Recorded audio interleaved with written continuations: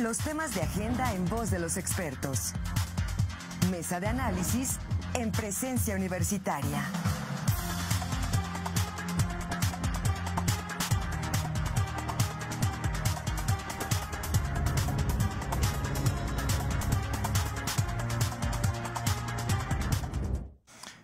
Tal y como se lo adelantaba al inicio de este espacio, está aquí en el estudio de Presencia Universitaria dos jueces federales, dos impartidores de justicia que están directamente involucrados en la reflexión en torno a la reforma del Poder Judicial de la Federación. Los hemos invitado para que pueda usted entender y escuchar de primera voz cuál es la reflexión actual en torno a ello, después de que ayer también aquí en Querétaro se anunciara que continúa el paro de labores de manera indefinida por parte de los trabajadores del Poder Judicial de la Federación, pero que sean los propios entrevistados quienes nos den los detalles. Está con nosotros en esta mañana el juez federal Vicente de Jesús Peña, a quien le agradezco su tiempo. Juez, muy buenos días y gracias por acompañarnos. Muy buenos días, muchas gracias por la amable invitación. Está también con nosotros el juez federal en procesos laborales individuales, Juan Pablo Barrios. Juez, también buenos días y como siempre, gracias por la apertura. Gracias, Marco. Siempre es un placer estar aquí contigo y con tu audiencia.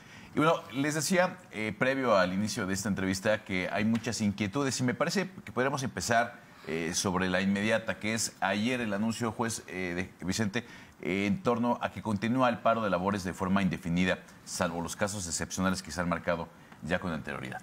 ¿Qué hay en torno? ¿Por qué la decisión de continuar con este paro? La decisión de continuar con el paro, que debo de hacer la aclaración de que no es un paro total. Es un paro en el cual se está trabajando, pero los asuntos que son considerados urgentes. No nada más aquellos que tienen que ver con ataques a la libertad personal fuera de procedimiento o que ponen en riesgo la vida o la salud individual o de cada uno de los ciudadanos mexicanos, sino también aquellos asuntos que por la trascendencia o por las consecuencias que puedan tener respecto de las partes o respecto de los ciudadanos mexicanos se pueden ir al juicio de amparo y eso se siguen atendiendo, como son cuestiones familiares que tienen que ver con convivencia, que afectan a los menores, con alimentos o incluso en otras materias que tienen que ver con el pago de pensiones, de jubilaciones. Esto es todo lo que tiene que ver con subsistencia de las personas o que va a afectar de manera grave, eso lo seguimos trabajando. Y la finalidad de continuar con el paro es precisamente porque no existen, a nuestro parecer, las condiciones necesarias para poder regresar a trabajar. ¿Cuáles son estas condiciones necesarias? Principalmente restaurar el Estado de Derecho. ¿Cuál es el restaurar el Estado de Derecho? No se están respetando las determinaciones que emite el Poder Judicial de la Federación en ninguno de los ámbitos en los cuales por ahorita ha habido o ha caminado los procedimientos jurisdiccionales respecto a la reforma. Es un punto muy importante porque nosotros estamos hablando de un México de instituciones y las instituciones consecuentemente se basan en un marco normativo y el marco normativo se respeta. Si no estamos de acuerdo con ellas, las combatimos con recursos, pero no de manera unilateral decimos no las voy a acatar y las desconozco. Mientras no se restaure eso, va a seguir el paro. Muchas gracias. Juez Juan Pablo, justamente hablando de los recursos, hay toda una reflexión en torno a los recursos. En el fin de semana, incluso un linchamiento mediático hacia una juez de distrito que emite una suspensión con efectos restitutorios para que deje sin efectos la publicación en el Diario Oficial de la Federación. Y a partir de ahí se replica un discurso desde el oficialismo que es improcedente cualquier juicio de amparo que se promueva en contra de la reforma a la Constitución. ¿Qué hay en torno a estas reflexiones, juez? Sí, efectivamente, Marco. A mí me gustaría comenzar visualizando cuál es el objetivo que tiene una suspensión. Generalmente este tipo de medidas tiene como finalidad principal mantener viva la materia del juicio. Por ejemplo, si hay un juicio de amparo en contra de un acto de tortura, de nada serviría sustanciar todo el procedimiento si al final la tortura no cesa. Por eso hay medidas cautelares como la suspensión. Entonces, hasta este momento no se ha hablado de un tema de fondo sobre si es procedente o no el juicio de amparo. Es un tema que va a dilucidarse en la sentencia, pues precisamente eso está como parte reclamada por parte de los quejosos, que en este caso son muchos funcionarios públicos, pero también la ciudadanía en lo particular. Entonces, cuando hablan de que las suspensiones son improcedentes y que no se van a cumplir, precisamente porque el juicio de amparo es improcedente, pues estamos incurriendo en una falacia argumentativa. Y me explico por qué. Imaginemos que se trata de un juicio para que le den medicamentos a una persona que está en una enfermedad terminal. Y la institución de salud dice, no, yo no voy a cumplir con la suspensión, ni voy a darle estos medicamentos, porque la decisión es incorrecta. Pues eso es absurdo, ¿no? Imaginémonos en otro escenario donde el acto reclamado fuera un arresto y nosotros como jueces federales ordenamos que se detenga esto para mantener viva la sustancia, para saber si el arresto es constitucional o inconstitucional, y la autoridad responsable dice, no lo voy a soltar. Entonces, ¿qué efecto tiene? Ninguno. Bajo esta premisa, la importancia de conocer que esta argumentación está involucrando un aspecto de fondo permite confirmar lo que está diciendo mi compañero juez, en el sentido de que el Estado de Derecho no permite funcionar de manera adecuada si las autoridades responsables asumen por su propia decisión qué es lo que van a respetar y qué es lo que no. Entonces eso en ninguna parte del mundo es aceptable, Marco, no solo en México. Y en México pues se está dando este escenario que nunca antes se había presentado, sin precedentes básicamente. Pues ante este escenario del no acatamiento de resoluciones jurisdiccionales en torno a las controversias que hay por la reforma al Poder Judicial de la Federación, ¿cuál es la estrategia a seguir por parte de los trabajadores que se han aglutinado en el sentido de no acatar en su totalidad la pretendida reforma al Poder Judicial de la Federación? Bueno, antes que nada quiero hacer una aclaración al respecto. En el caso de su servidor, yo tengo en trámite en el juzgado de distrito en el cual estoy adscrito, son 6 o 7 expedientes en los cuales son demandas de amparo que tienen como acto reclamado la inconstitucionalidad de esta reforma al Poder Judicial de la Federación, lo que implica que tengo un impedimento legal para poder establecer o adelantar criterios. Lo que yo sí puedo decir es qué está pasando ahorita y cuáles son las vías legales que contempla la ley o la jurisprudencia al respecto. Lo que está pasando en este momento es que están ahorita las suspensiones provisionales vigentes. En el incidente de suspensión del juicio de amparo, como bien explicaba el señor juez, no vemos nada que tenga que ver con el fondo.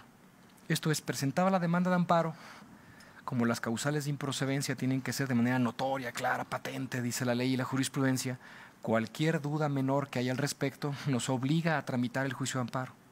Nos obliga a tramitarlo y ya en cuerda separada, esto es, en un expediente aparte, que no podemos ver lo que dice el principal, como si no existiera. Ahí tenemos que ver la suspensión, y la suspensión la resolvemos con requisitos diferentes.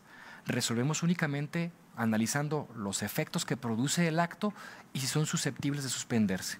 Una vez que ocurre esto, entonces cumplidos los requisitos que tienen que ver, por ejemplo, con orden público e interés social, que en el caso, a mi juicio, se acreditaron, se decreta suspensión provisional, que son las que están vigentes ahorita. Lo que va a suceder después es de que en este momento, por ejemplo, tenemos que están llegando los recursos por parte de las autoridades responsables, como son la Fiscalía General de la República, en donde consideran que debe de echarse atrás esas suspensiones. Los tribunales colegiados de circuito son los que darán la pauta para, en su caso, resolverlas y establecer si se debe de revocar la suspensión, debe continuar la suspensión, y continuará hasta la suspensión definitiva. Pero esos términos son breves, son de 24, 48 horas y 5 días, nada más. Nosotros tenemos consecuentemente que las suspensiones definitivas van a empezar a resolverse, en el caso de mi juzgado, a partir de esta semana y la semana entrante. Y las autoridades responsables, consecuentemente, no porque nada más lo dice el juez lo dice porque el artículo 107 de la Constitución establece que todas las autoridades del país deben respetar las suspensiones. ¿Hay consecuencias si no se cumplen las suspensiones provisionales dictadas en un juicio de amparo indirecto? Sí. La ley de amparo establece desde la multa hasta incluso el procedimiento por responsabilidad penal, junto con la destitución del funcionario, desde luego. Y incluye a todos, desde la Presidencia de la República hasta el funcionario que tiene la actividad, con todo respeto lo digo, más sencillo, más básica de la administración pública. Juez Juan Pablo, tenemos 4 minutitos antes de irnos al término de la entrevista. ¿Qué es lo que sigue en esta... voy a considerarlo yo, tortuosa lucha en contra de la reforma al Poder Judicial? Yo destacaría, amigo Marco, diferentes escenarios. Primero, en relación con las suspensiones, ya lo apunta atinadamente mi compañero juez, se verá las consecuencias de irrespetar, si es que fuera el caso, las suspensiones que existen, incluyendo la presidenta. Pero también, como buena noticia, hay algunas autoridades que sí están respetando o van a respetar las suspensiones decretadas, como lo son el INE hasta este momento. Entonces ahí se verá una suerte específica durante el juicio. Eventualmente existirá una decisión de fondo, donde se hablará precisamente de esto. Esto se va a tener que dilucidar necesariamente si el juicio de amparo es procedente o improcedente. Si el escenario es que es improcedente, hasta ahí llegó, no se va a analizar el fondo sobre la constitucionalidad o convencionalidad de la reforma. Pero si no fuera ese escenario, pues entonces sí se emitirá una opinión en torno a si es apegado a los derechos fundamentales de las personas esta reforma constitucional. Existe la posibilidad de que ese fallo emitido por los jueces sea reclamado o impugnado, y en cuyo caso puede conocer incluso hasta la Suprema Corte de Justicia de la Nación de lo mismo. Y también es algo que me parece importante destacar. Existe el discurso de que siendo el Poder Judicial de la Federación quien conoce de juicios que afecten al Poder Judicial de la Federación, pues el criterio está sesgado. Yo, aparte de estar completamente seguro de que eso no es así, existen instancias internacionales. Entonces, eventualmente, alguien tiene que revisar el trabajo de los juzgadores. Por supuesto, si un acto de autoridad afecta, aunque sea a una sola persona, esa persona tiene el derecho de alzar la voz para que sea protegido por una instancia judicial, llámese en la nación o llámese internacionalmente. Pero siempre el actuar de la autoridad debe de estar supervisado a los revisores de la Constitución, porque ellos son los verdaderos garantes y pacificadores sociales, Marco. Tenemos rápidamente un minutito para alguna consideración final por parte de cada uno de ustedes, señor juez. Esta es una prueba de madurez de las instituciones en México. Esta es una prueba de cómo deben de comportarse las instituciones ante un conflicto tan grave. Tengo fe en que tanto la clase política como el resto de instituciones tengan la madurez para poder atender un problema de esta naturaleza que nos interesa a todos los mexicanos. Señor juez. Sí, yo también coincido en esencia. Creo que las situaciones que en este momento se presentan conllevan ya un cambio paradigmático. Los jueces debemos mejorar la administración de justicia, los otros poderes de la Unión también debemos de aprender a trabajar, independientemente de la ideología, a trabajar por el bien común, que es el pueblo de México. Estoy de acuerdo entonces con ello. Muchas gracias al juez Vicente de Jesús Peña por haber estado con nosotros, al juez Juan Pablo Barrios, y bueno, ahí la reflexión en torno a la pretendida reforma al Poder Judicial de la Federación. Yo voy a ir a una pausa y regreso con más información para todos ustedes aquí, por supuesto, en Presencia Universitaria.